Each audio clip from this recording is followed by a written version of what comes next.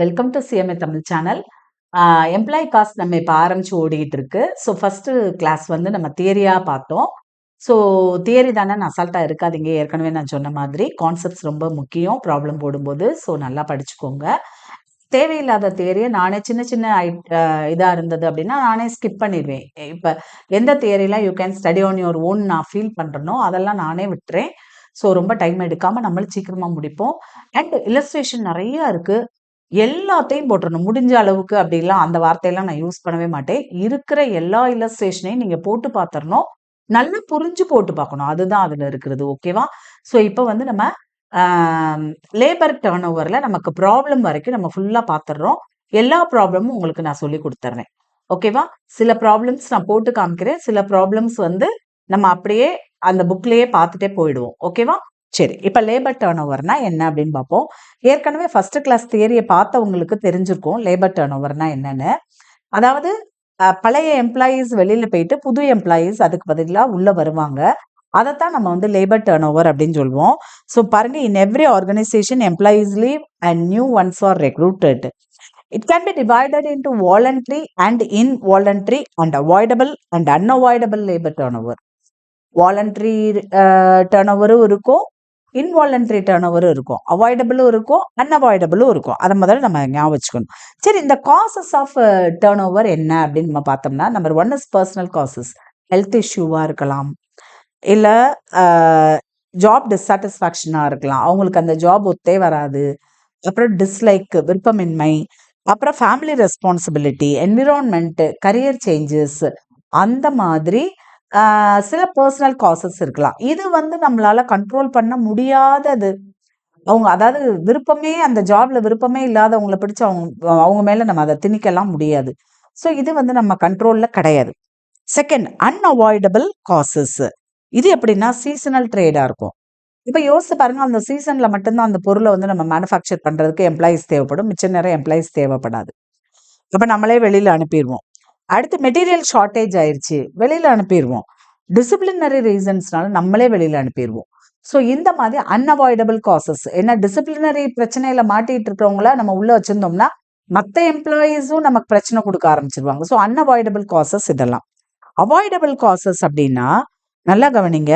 Job அன்சூட்டபிலிட்டி, low பே. Low பேனா நம்ம comparably மற்ற ஃபர்ம்ஸோட கம்பேர் பண்ணி பார்க்கும்போது அவங்களுக்கு லோ பேன்னு நினைக்கிறாங்க அப்படின்னா அதை முதல்ல நம்ம ஸ்டடி பண்ணியிருக்கணும்ல.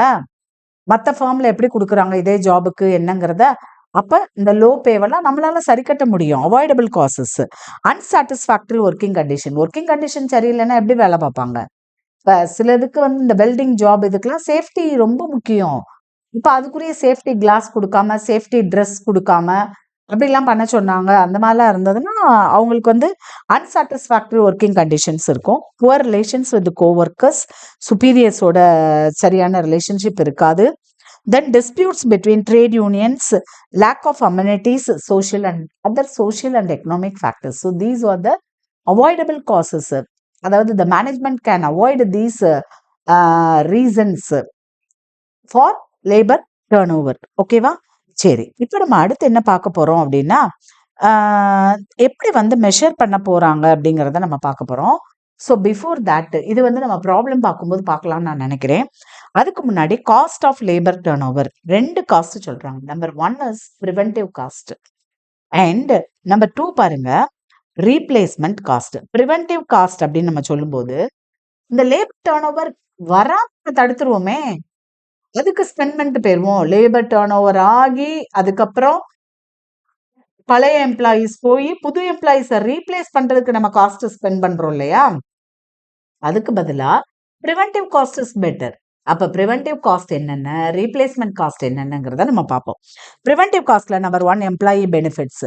ஏன் எம்ப்ளாயி எனக்கு வந்து ப்ராஃபிட் ஏர்ன் பண்ணி கொடுக்குறாங்க, அப்ப அந்த எம்ப்ளாயிக்கு நான் தான் செய்யணும் அப்படின்ட்டு அவங்களுக்கு தேவையான பெனிஃபிட்ஸை செஞ்சு கொடுக்கறது. Training and development. ஏன் எம்ப்ளாயியை நான் ஸ்கில்ட் ஆக்குறேன், அவன் வந்து அந்த வேலைக்கு சூட்டபிள் இல்லையோ அப்படின்னு அவன் நினைக்க தேவையில்லை. அவனுக்குரிய நான் ட்ரைனிங் அண்ட் டெவலப்மெண்ட் அவனை டெவலப் பண்ணி விட்றேன் நான். Work place wellness programme. ஓகேவா? அதே மாதிரி தான். அதாவது ஃபிசிக்கலி மென்டலி அவங்க வந்து என்ஜாய் பண்ற மாதிரி வெல்னஸ் ப்ரோக்ராம் நம்ம நடத்துறது. ஓவரால் ஜாப் சாட்டிஸ்ஃபேக்ஷன் கிடைக்கும். It will definitely reduce the turn over.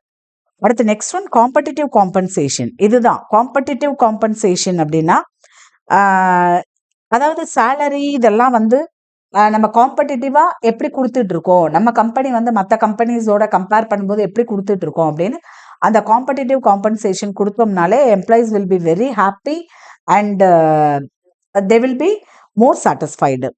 அடுத்து எம்ப்ளாயி ரெகக்னிஷன் ப்ரோக்ராம். அதாவது நல்லா வேலை பார்க்குற எம்ப்ளாய்க்கும் ஒன்றுமே செய்யாதவங்களுக்கும் சேம் ரெமுனரேஷன் கொடுத்தாங்கன்னா நமக்கு ப்ராப்ளம் வரும். அப்போ அவங்கள ரெகக்னைஸ் பண்ணுறாங்க, அது மானிட்ரி ஆர் நான் மானிட்ரியாக இருக்கலாம், பட் ரெகக்னைஸ் பண்ணுறாங்கன்னு தெரிஞ்சாலே போதும், we can avoid employee turnover. So these are preventive cost. அதாவது the cost which will prevent the labor turnover or absenteeism. Okay, then next பாருங்க replacement expenses. இந்த ரீப்ளேஸ்மெண்ட் எக்ஸ்பென்சஸ் அப்படின்னு பார்க்கும்போது ஃபர்ஸ்ட் ஒன், ஆள் வெளியில போயிட்டாரு, போனதுக்கு அப்புறம் என்னென்ன காஸ்ட்? Recruitment cost. அடுத்து புதுசா வந்தவனுக்கு ஒன்றும் தெரியாது, அப்ப நம்ம என்ன செய்யணும்? ரெக்ரூட்மெண்ட் அண்ட் ஓரியன்டேஷன் கொடுக்கணும் ஃபர்ஸ்ட். அதுக்கடுத்து பாருங்க ட்ரைனிங் எல்லாம் கொடுக்கணும். அதுக்கடுத்து ப்ரொடக்டிவிட்டி லாஸ். மேனுஃபேக்சர் பண்ணும்போது அவன் அவ்வளோ தப்பு விடுவான், குவாலிட்டியான பொருள் அவனால ப்ரொடியூஸ் பண்ண முடியாது, அந்த லாஸ் நிறைய, அதனால வேஸ்டேஜஸ் ஆகும்.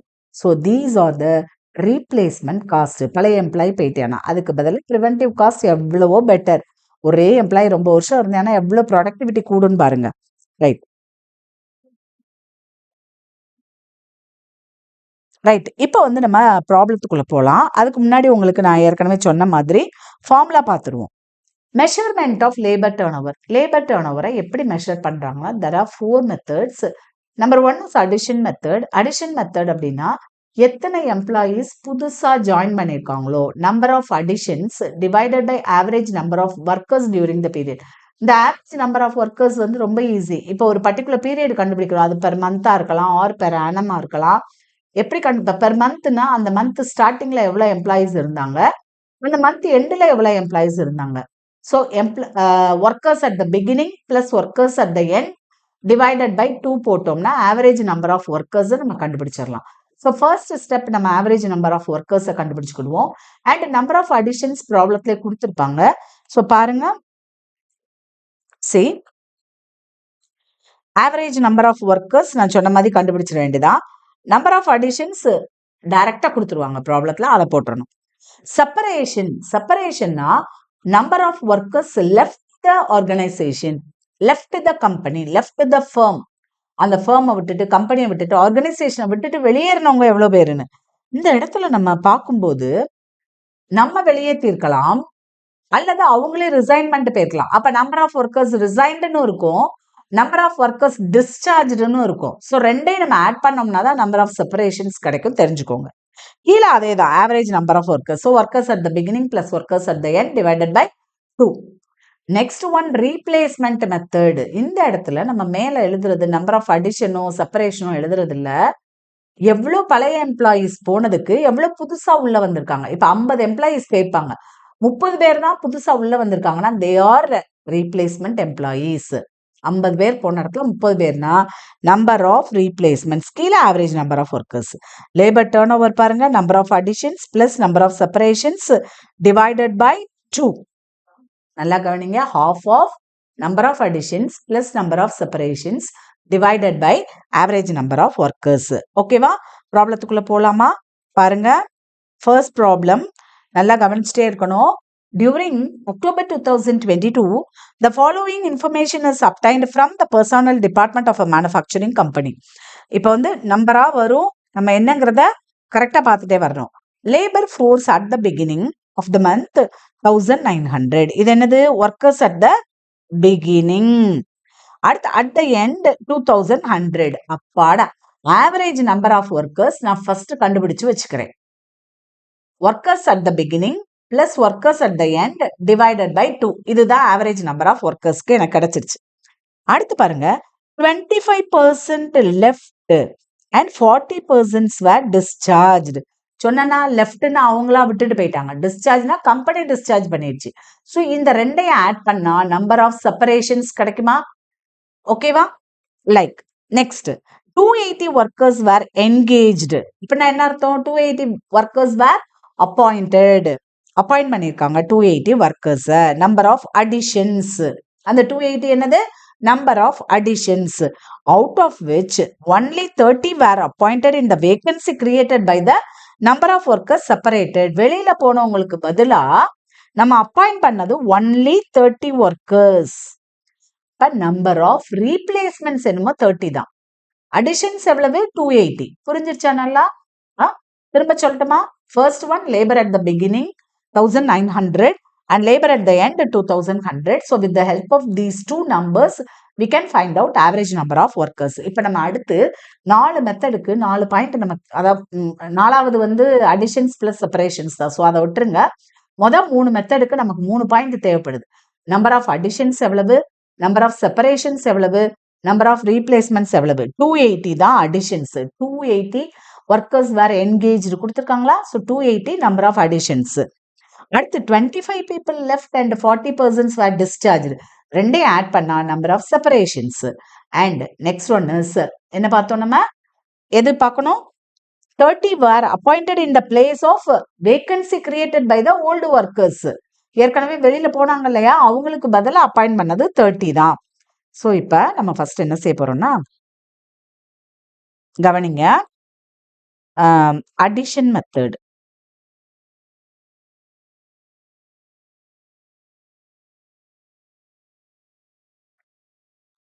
ஸோ அடிஷன் மெத்தட் படி நான் என்ன செய்ய போறேன்னா, number of additions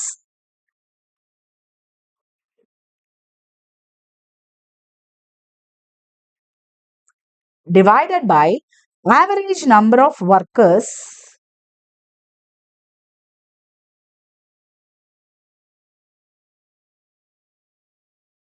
into 100.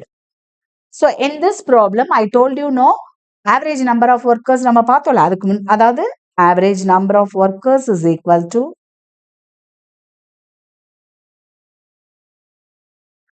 workers at the beginning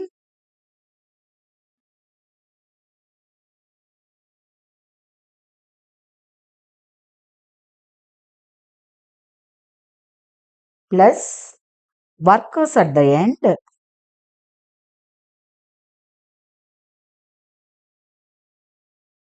divided by 2. So workers at the beginning நம்ம ப்ராப்ளத்துல 1900 plus 2100 divided by 2 is equal to 2000 workers. Okay, now labor turnover as per first method is equal to, labor turnover is equal to number of additions 280 divided by 2000 into 100. இந்த 2000 ஞாபகம் வச்சுக்கோங்க, எல்லா இடத்துலையும் நமக்கு அதே 2000 தான் வரப்போகுது.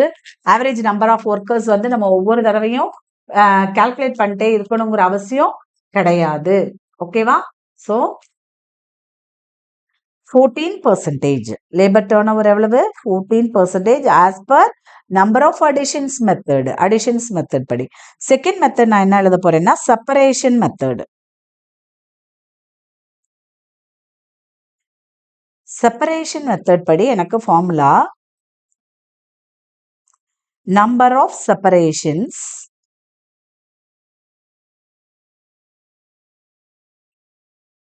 divided by average number of workers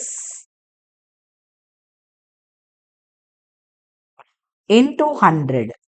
okay, ஒரு தடவை நம்ம ப்ராப்ளத்துல போய் செப்பரேஷன் 2 இருக்கு, 25 people left and 40 persons were discharged. So நமக்கு ரெண்டையும் சேர்க்கணும், ரைட்டா? 65 நம்ம எடுக்கணும், மறந்துடாதீங்க. ஸோ நம்பர் ஆஃப் செப்பரேஷன்ஸ், இப்போ labour turn over is equal to, labor turnover is equal to எனக்கு 25 plus 40 divided by 2000 into 100. So 65 divided by 2000. 3.25%.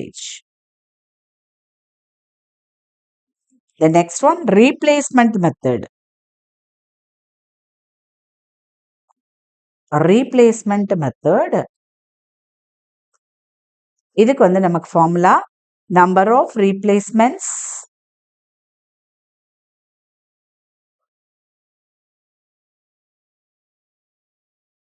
divided by average number of workers into 100. So number of replacements எவ்வளோன்னு நம்ம பார்க்குறோம். ப்ராப்ளத்துக்கு போகிறோம். பாருங்க 30 were appointed in the place of கொடுத்துருக்காங்களா. So 30 தான் நமக்கு replacements. So 30 divided by 2000 into 100.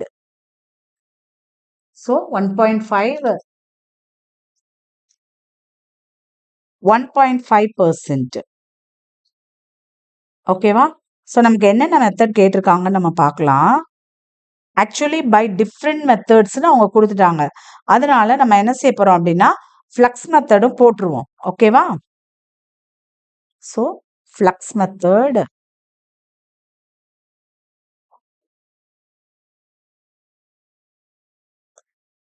இதுக்கு வந்து நமக்கு மேல நியூமரேட்டர்ல half of number of additions plus number of separations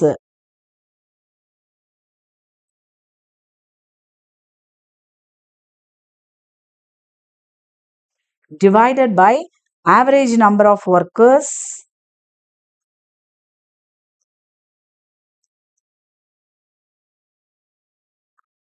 into 100.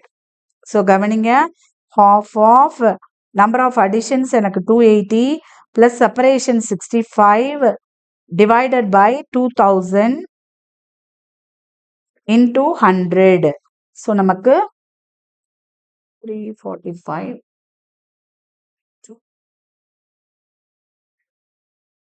into 100 divided by 2000. So 8.625%.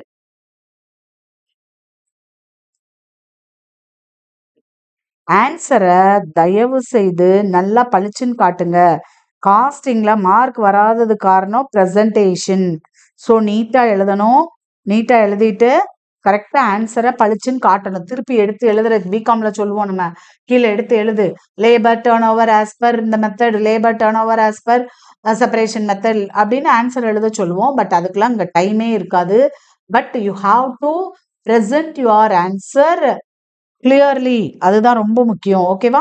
Okay, let's go to the second problem. Second problem என்ன கொடுத்துருக்காங்கன்னு பார்க்கலாம். The extract from the payroll of Messrs Maheswari brothers are as follows. இது வந்து beginning கொடுத்துருக்காங்க. At the beginning at the end கொடுத்துட்டாங்க. நம்ம as usual at the beginning plus at the end divided by 2 போட்டோம்னா average number of workers கிடைச்சிருவாங்க. Resigned, discharge, அந்த ரிசைன்டுங்கிற வார்த்தை லெஃப்ட், அவங்களா விட்டுட்டு போனது. டிஸ்சார்ஜ் நம்ம வெளியேற்றினது. ஸோ இது ரெண்டையும் ஆட் பண்ணீங்கன்னா you will get separations, number of separations. அடுத்து பாருங்க, number of employees replaced due to resignation and discharges 20. இந்த ப்ராப்ளத்துல ஒரு information missing, number of additions கொடுக்கல. ஸோ அந்த ப்ராப்ளத்துல நம்பர் ஆஃப் அடிஷன்ஸ் 218 கொடுத்துருந்தாங்கல்ல, டியூ டு எக்ஸ்பான்ஷனா இருக்கலாம். யோசித்து பாருங்க, ரீப்ளேஸ்மெண்ட் என்னமோ வெறும் 30 தான்.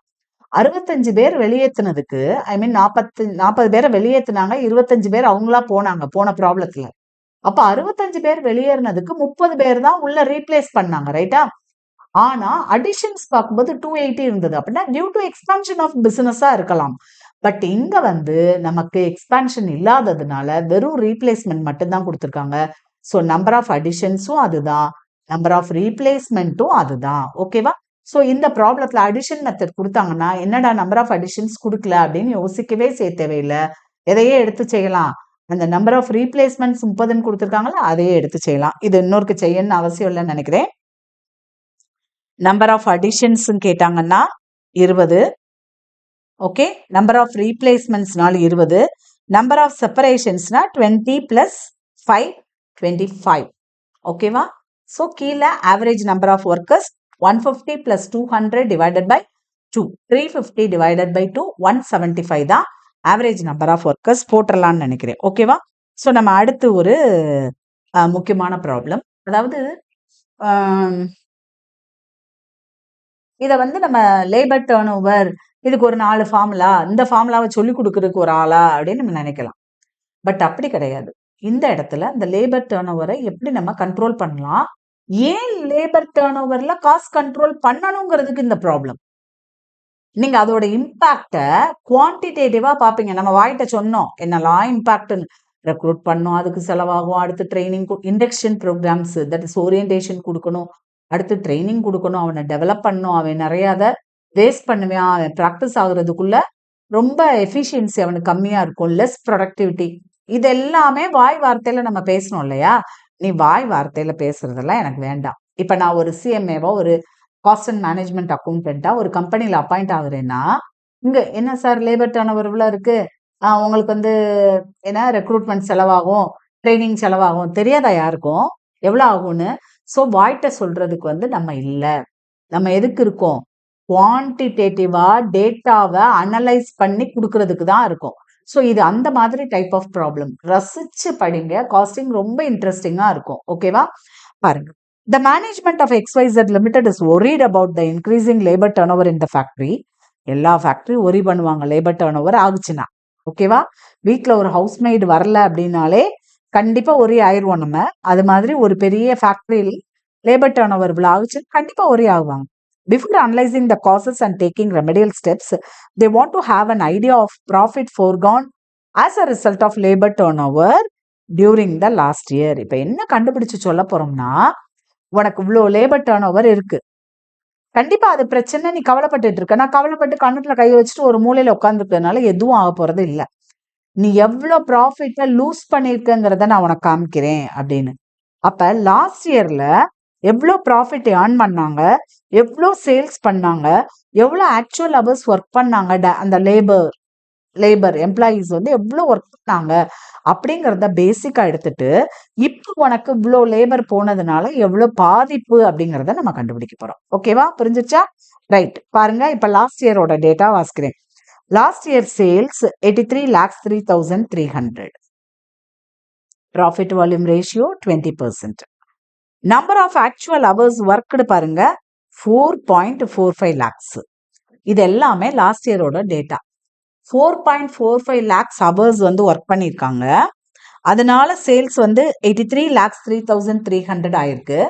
அவங்களோட ப்ராஃபிட் பர்சன்டேஜ் 20%. ஸோ சேல்ஸ்ல 20% போட்டோம்னா எவ்வளோ ப்ராஃபிட் ஏர்ன் பண்ணாங்கன்னு கிடைச்சிரும். இது வந்து லாஸ்ட் இயரோட டேட்டா. இப்போ லேபர் டர்ன் ஓவர் நிறைய ஆகுது. நம்ம என்ன செய்ய போறோம்? ஓகே.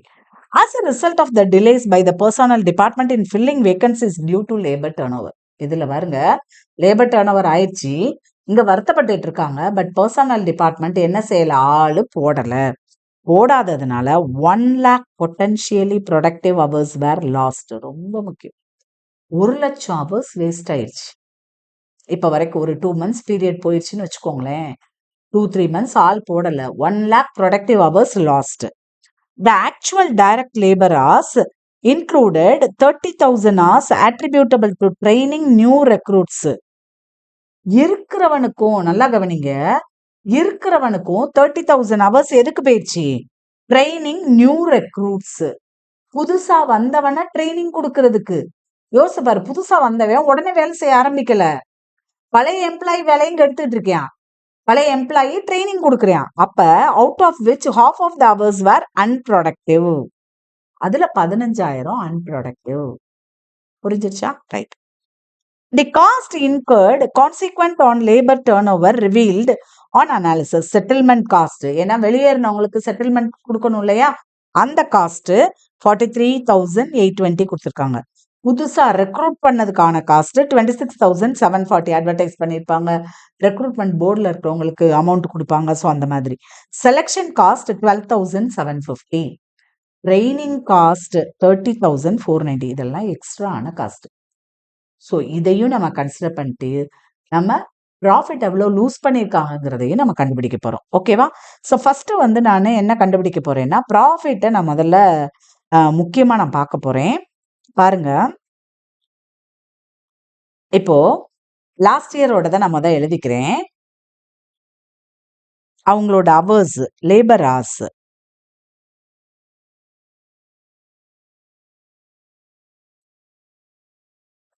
4,45,000. அவங்களோட டர்ன் ஓவர் ஆர் சேல்ஸ்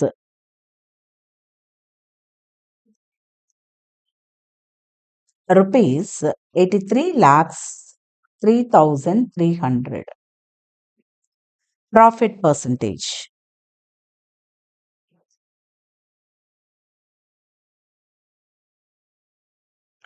20%. இப்ப நல்லா கவனிங்க நம்ம என்ன செய்ய போறோம்னு. இப்ப இந்த லேபர் ஹார்ஸ் 4,45,000ல 15,000 ஹவர்ஸ் அன்ப்ரொடக்டிவா போயிடுச்சு. அதை நான் கழிக்க போறேன். இப்ப நான் வந்து ப்ரொடக்டிவ் ஹவர்ஸ் கண்டுபிடிக்க போறேன்.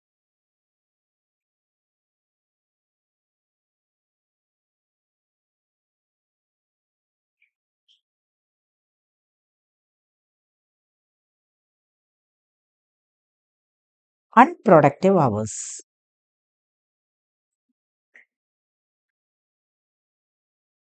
So 4,45,000ல 15,000 hours நான் கழிக்க போறேன். ஸோ எனக்கு 4,30,000 hours. ஓகே, இப்ப எனக்கு டேர்ன் ஓவர் குறைஞ்சிருக்கு இல்லையா? எவ்வளோ டேர்ன் ஓவர் குறைஞ்சிருக்கு? சேல்ஸ் லாஸ்ட் நான் கண்டுபிடிக்க போறேன். 1,00,000 ப்ரொடக்டிவ் ஹவர்ஸ் வந்து எனக்கு வேஸ்ட் ஆயிடுச்சு. எதனாலனா ஒரு 2-3 months வந்து எனக்கு என்ன செய்யல, turn over labour turn over ஆனதுக்கு ஆள் புதுசா அப்பாயிண்ட் பண்ணல. அப்ப சேல்ஸ் எனக்கு எவ்வளவு குறையுது அப்படின்னு நான் ப்ரொபோர்ஷனேட்டா நான் பார்க்க போறேன். எப்படின்னா எனக்கு இப்ப இந்த 4,30,000 ஹவர்ஸ் ஒர்க் பண்ணியிருந்தாங்கன்னா 83,03,300 சேல்ஸ் ஆயிருக்கும். அதே இது இப்ப இந்த 1 lakh நம்ம லாஸ்ட் தான் கண்டுபிடிக்க போறோம். சேல்ஸ் லாஸ்ட் எவ்வளவு லாஸ்ட்னா 1,00,000. 4,30,000 நான் ஒர்க் பண்ணியிருந்தா எனக்கு இவ்வளவு கிடைச்சிருந்திருக்கும்.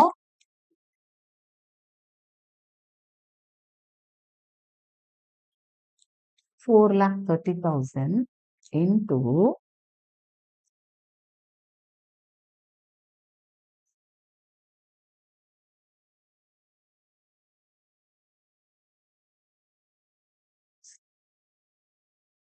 rupees 19,31,000. ஓகே, சேல்ஸ் வந்து லாஸ்ட். இப்ப நான் ப்ராஃபிட் லாஸ்ட் ஃபோர்கான் அப்படி கொடுத்துருந்தாங்க இல்லையா? ஸோ ப்ராஃபிட் வந்து ஃபோர்கான் எனக்கு எவ்வளவுன்னு நான் கண்டுபிடிக்கிறேன். 19,31,000ல எவ்வளவு பெர்சன்டேஜ் நம்ம கண்டுபிடிக்க போறோம்? இப்ப 20% எனக்கு ப்ராஃபிட் வராது. So into 20%. So rupees 3,86,200. இப்ப இவ்ளோ லேபர் டேர்ன் ஓவர் வர்றதுனால நான் ஏற்கனவே சொன்ன மாதிரி வாய் வார்த்தையில் நம்ம சொல்லக்கூடாது, உனக்கு ட்ரைனிங் காஸ்ட் இவ்வளோ ஆகும், இது ப்ராஃபிட் இவ்வளோ போயிடும், அந்த மாதிரிலாம் நம்ம பேசவே கூடாது. நம்ம என்ன செய்யணும், பக்காவா குவான்டிடேட்டிவா கண்டுபிடிச்சு அவனுக்கு துல்லியமா கணக்கு கொடுக்கணும். இவ்வளோ ரூபா உனக்கு வேஸ்ட்டு, உனக்கு இவ்வளோ லேபர் டேர்ன் ஓவர், உங்களுக்கு பெனிஃபிட்ஸ் கொடுக்கணும், காம்படிட்டிவ் அட்வான்டேஜ் இருக்கான்னு பார்க்கணும். ஸோ அந்த மாதிரிலாம் நம்ம அட்வைஸ் பண்ண போறோம். ஸோ இப்போ பாருங்க, அடிஷ்னல் காஸ்ட்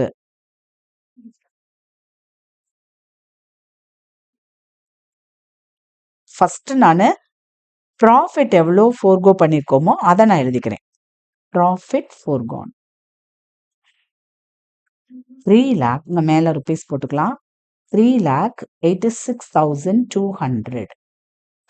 அடுத்து பாருங்க, மற்ற காஸ்ட் கொடுத்துருந்தாங்க இல்லையா, அதை ஒவ்வொன்றையா நம்ம பார்த்து எழுதுவோம். பாருங்க, செட்டில்மெண்ட் காஸ்ட் வெளியேறி போனவனுக்கு செட்டில் பண்ணது 43,820. 43,820. This is settlement cost.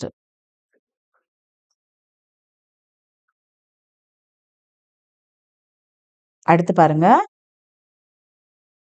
Recruitment cost 26,740. 26,740. This is recruitment cost.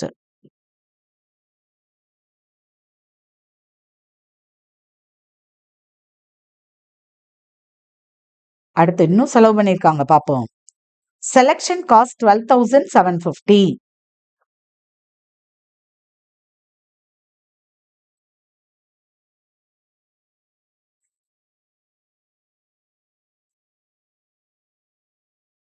இன்னொரு காஸ்ட் கொடுத்துருக்காங்க. Training cost 30,490. புதுசா வந்தவங்க ட்ரைனிங் 30,490.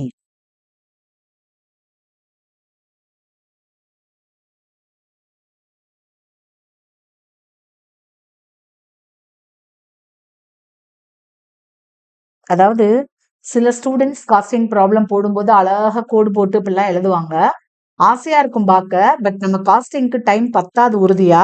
ஸோ அதனால எழுதும் போதே இந்த மாதிரி நீட்டா அப்படியே ஈக்குவல் டு நேர அமௌண்ட் எழுதும்போது இந்த ரைட் அலைன்டு பண்ணோம்னா எப்படி இருக்குமோ அந்த மாதிரி நீங்க எழுதுனீங்கன்னா உங்களுக்கு ஆட் பண்ணும்போதோ இல்ல அந்த நம்பரை பார்க்கும்போது கன்ஃபியூஸ் ஆகாது.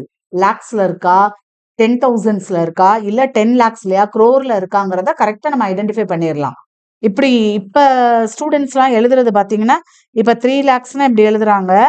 அடுத்து 10,000 எழுதும்போது இப்படி எழுதுறாங்க. அந்த மாதிரி எழுதாதீங்க.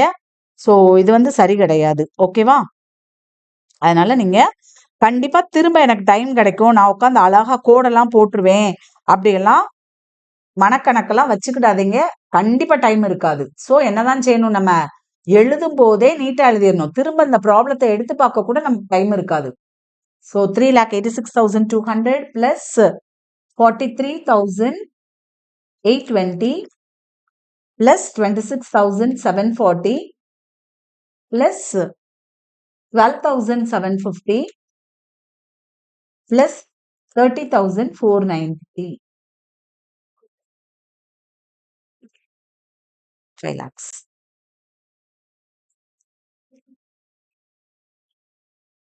ஸோ இந்த மாதிரி நம்ம கால்குலேஷன் போட்டு மேனேஜ்மெண்ட்டுக்கு காட்டணும். உங்களுக்கு வந்து ப்ராஃபிட் எவ்வளோ நீங்க விட்டு கொடுக்க போறீங்க, இந்த மாதிரி லேபர் டர்ன் ஓவர் ஆகுச்சுன்னா செட்டில்மெண்ட் காஸ்ட் எவ்வளோ கொடுக்கணும், ரெக்ரூட்மெண்ட் காஸ்ட் இவ்வளோ ஆகும், செலெக்ஷன் காஸ்ட் இவ்வளோ ஆகும், ட்ரைனிங் காஸ்ட் இவ்வளோ ஆகும் அப்படின்னு தனித்தனியா காட்டி டோட்டலா எவ்வளோ லாஸ் கம்பெனிக்கு அப்படிங்கிறத நம்ம காமிச்சோம்னா அந்த மேனேஜ்மெண்ட்டுக்கு வந்து கரெக்டா புரியும் அதோட பாதிப்பு என்ன அப்படிங்கிறது. ஸோ லேபர் டர்ன் ஓவரை கண்ட்ரோல் பண்றதுக்கு என்ன செய்யலாம் அப்படிங்கிறத யோசிப்பாங்க. நம்ம ஏற்கனவே பார்த்தோம் இல்லையா, ரீப்ளேஸ்மெண்ட் காஸ்ட் இவ்வளோ ஆகுது. அப்ப ப்ரிவென்டிவ் காஸ்ட்டை நம்ம கொடுத்தோம்னா நம்ம எம்ப்ளாயிஸையும் சாட்டிஸ்ஃபையா வச்சிருக்கலாம். டேர்ன் ஓவரோ ஆப்சன்டிசமோ இருக்காதுன்னு நம்ம சொல்ல முடியாது. ஏன்னா நம்ம அன்அவாய்டபிள் காசஸும் நம்ம பார்த்தோம், பர்சனல் காசஸும் பார்த்தோம். ஸோ அதெல்லாம் நம்ம கண்ட்ரோல்ல கிடையாது. பட் அவாய்டபிள் காசஸை நம்ம அவாய்ட் பண்ணலாம். டேர்ன் ஓவர் அண்ட் ஆப்சன்டிசம் கண்டிப்பா குறையும். ஓகேவா? புரிஞ்சிருக்கும்னு நினைக்கிறேன் problem. So labour turn over கண்டுபிடிக்கிறதுக்கு நம்ம ஒரு 4 மெத்தட் பார்த்தோம். Addition method, separation method, replacement method and flux method அப்படின்னு. அதுக்கப்புறம் இப்ப இந்த ரீப்ளேஸ்மெண்ட் ஆகுறாங்க, நிறைய லேபர் டேர்ன் ஓவர் ஆகுது அப்படின்னா ரீப்ளேஸ்மெண்ட் காஸ்ட் எப்படி கண்டுபிடிச்சு நம்ம மேனேஜ்மெண்ட்டுக்கு ரிப்போர்ட் சப்மிட் பண்ணோம் அப்படிங்கிறதுக்கும் ஒரு ப்ராப்ளம் நம்ம பார்த்தாச்சு. அடுத்து நான் ஏற்கனவே சொன்ன மாதிரி ஐடில் டைம் ஓவர் டைம் நீங்களா படிங்க. நாளைக்கு நம்ம இன்சென்டிவ் இது பார்க்கலாம். ஓகேவா? Thank you so much. கண்டிப்பா வீடியோ பிடிச்சிருந்தா ஷேர் பண்ணுங்க உங்க ஃப்ரெண்ட்ஸ்க்கு. இது வந்து நமக்கு பிகாம்லயே இருக்கிற டாபிக்ஸ் தான். ஸோ கண்டிப்பா தெளிவா படிச்சுக்கலாம். ஷேர் பண்ணுங்க, லைக் பண்ணுங்க அண்ட் சப்ஸ்கிரைப் பண்ணாதவங்க கண்டிப்பா சேனலை சப்ஸ்கிரைப் பண்ணுங்க. அடுத்தடுத்து உங்களுக்கு வீடியோஸ் வந்துட்டே இருக்கும். தேங்க்யூ.